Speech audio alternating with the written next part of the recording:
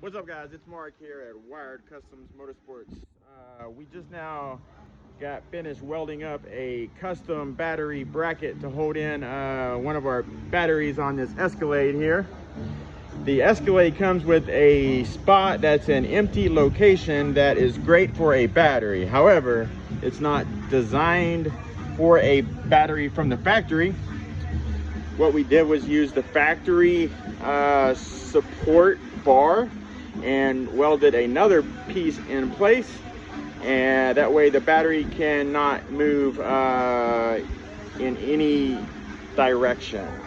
So this is the factory support bar. It has a piece that we welded on to it that holds it in place.